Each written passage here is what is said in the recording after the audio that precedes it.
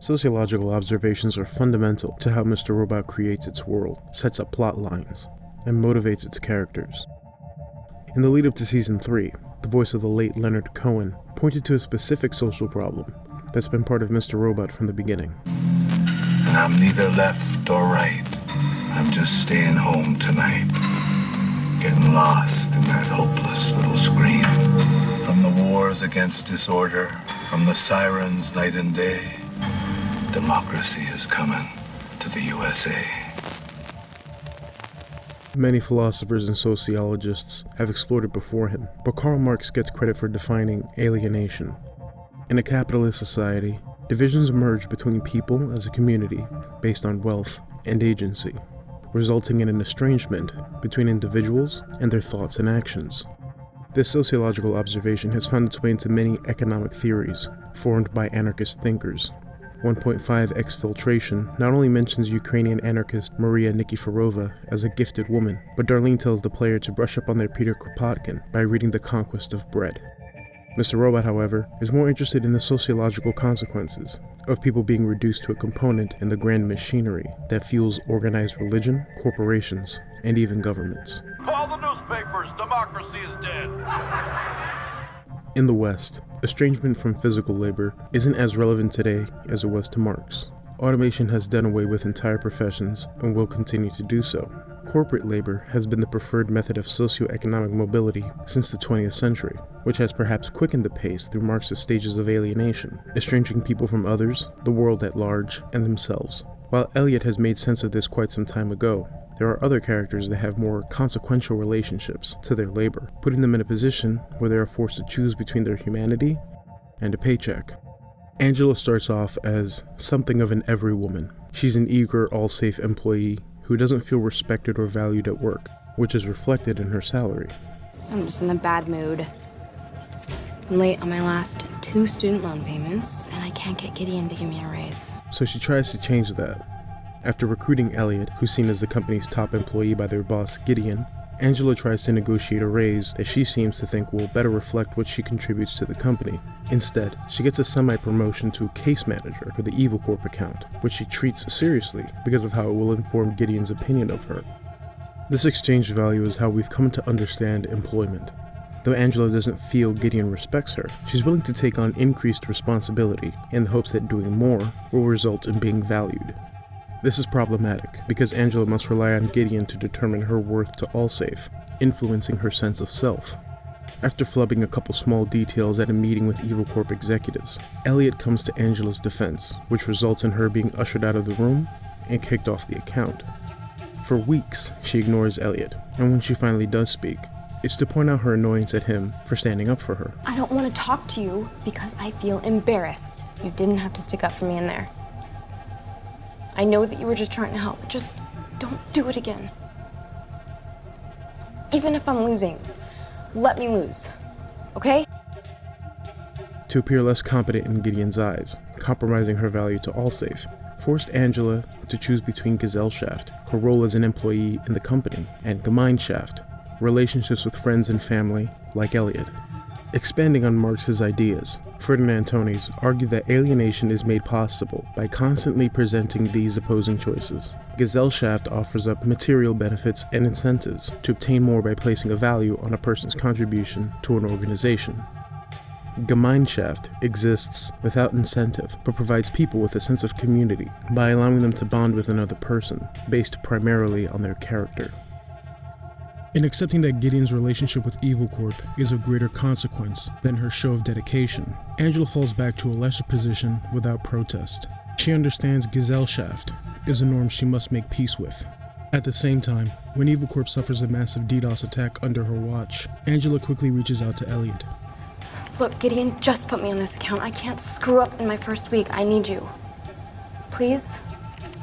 This isn't because Elliot is the best cybersecurity engineer Allsafe has, but because he's Angela's closest friend. Gemeinschaft works because Angela doesn't have to bargain to get Elliot's help. She doesn't have to evaluate his worth as a member of their friendship. She simply has to ask for help. Don't worry, I got you. In and out of their professional setting, Angela and Elliot are mutually invested in each other's personal lives and chastise one another when their absence becomes apparent. While it may seem pragmatic to separate the two, remaining in her middle management position at Allsafe and spending more time with her friend after work, Gemeinschaft ultimately has the greater appeal. With only slight approval from Elliot, Angela has all the assurance she needs to reject Gesellschaft and pursue work that reflects her humanity rather than exploit her for labor. Angela knowingly dooms Allsafe when claiming to have broken chain of custody with the DAT file from the DDoS attack that led to Terry Colby's arrest, but did so she could obtain information needed to reopen a class action suit for the Washington Township leak that killed her mother, Elliot's father, and several employees. Angela sees a role for herself in this legal battle after reconnecting with Antara Nayar, one of the lawyers who represented her and Elliot's family back in 1995. Despite her ideological alignment with someone who seems to like her as a person, Angela's told there's no place for her in this line of work. You can't work here. Why not? I gave up everything for this I case. don't want you to. Again, the professional world denies Angela a place to unite her humanity and her professional ambitions into the same occupation, putting her in a position where she has to separate thought from action. And in this vacuum, Evil Corp offers her a job. This provides an interesting turn for Angela. While she undergoes a substantial change, it's possible that she's more alienated than when she worked for Allsafe.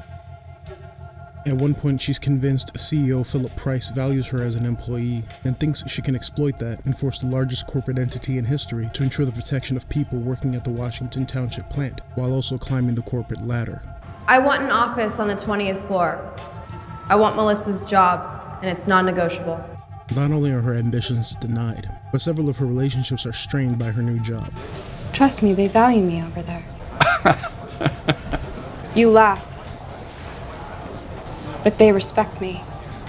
I don't know who this person is who's in front of me, but I'm not agreeing to any of this. This puts Angela in a confused state. Exhausted by the changes she's undergone, she's willing to surrender to the FBI and have them decide her fate. It's a chance for her to wrestle control from organizations that would decide for her, so she can have the chance to decide something for herself. But this gets interrupted by the Dark Army, who abduct Angela to protect their own interests.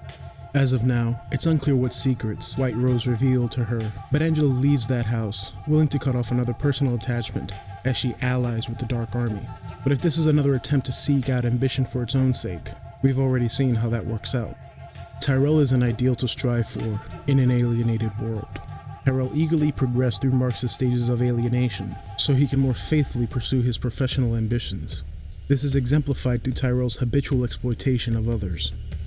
When they first meet, Tyrell expresses a mutual appreciation for Linux, making Elliot, the most uncomfortable man in the office, relax for a moment. A potential kinship over operating systems is abandoned the moment Tyrell senses an opportunity to replace his boss by luring Elliot into his sphere of influence. When his desires are denied, Tyrell reverts to his true state, that of a profoundly unhappy man. Tyrell has succeeded in life by adopting an anomic view of the world. Anomic societies promote unethical behavior as the only way of satisfying ambition. In his writings on alienation, Professor Fritz Pappenheim defines success in anomic society through a struggling photographer. Arriving at the scene of a gruesome car accident, the photographer must decide between intervening and photographing the wreckage. When weighing his options, the photographer asks, "What's in it for me?" then proceeds to capture the moment as the motorists die. Relying on experience earned in this field, Pappenheim's photographer knows that the professional self must ignore aspects of their basic humanity in order to succeed. And in pursuing success, the photographer is further alienated. To become aware of their fleeting humanity, the photographer would need to experience significant professional failure or endure a personal crisis, which forces a reevaluation of what is and isn't significant. To become CTO, Tyrell analyzes each interaction to determine who and what to exploit for his benefit. But when his transactional relationships fail to advance his plan, a frustrated Tyrell kills Sharon Knowles, assuring her husband, Scott, retains his position as CTO, and forcing Evil Corp's youngest executive out of his position. The dressing down he experiences from Philip Price mirrors the indifference Tyrell gives his own employees. You're fired! You too as well. I don't understand. What did we do? Nothing. The alienated man succeeds in professional endeavors because he's conditioned himself to exploit others without regret, so long as he achieves his goals. But when Tyrell experiences a professional failure, he panics. In this crisis, he's forced to acknowledge his alienation and reassess everything he's done to reach this point. Ultimately, he arrives at a conclusion that only he can make sense of. Since Elliot is unable to recall, and Mr. Robot remains unwilling to say, we're left with an incomplete picture of Tyrell's separation from Evil Corp. What is certain is that he's a different person. Tyrell may have reconnected with his humanity while in hiding, even if he isn't more humane, but it's undeniable that he's much happier unemployed and hiding from the FBI. Louie, I think this is the beginning of a beautiful friendship. With Evil Corp behind him, Tyrell, like Angela, seems to have found a group that values his abilities and presented him with a goal that allows him to align thought and action with others who are able to do the same. Their involvement is only further incentivized by the inclusion of someone they're genuinely attached to. Tyrell, don't worry, it's Angela. I love him. I do too. For now, Angela and Tyrell have reasoned themselves away from deep alienation, and as difficult as it was to get there, it may be harder still for others. Special Agent Dominique DiPiero is professional, vigilant, resourceful, daring, perceptive, and adapts to danger at a moment's notice, without slowing down. She possesses all the qualities a top FBI agent should have, yet she is constantly pulled back from moving too far beyond her position, has her instincts overruled by her boss, and is partnered with agents who aren't as invested in their work. Despite finding a profession that agrees with her personal ethics, Dom is asked to respect a bureaucracy that limits her agency to a role that compromises her character. This makes Dom a solitary woman, and that loneliness follows her wherever she goes. Alexa, are you alone?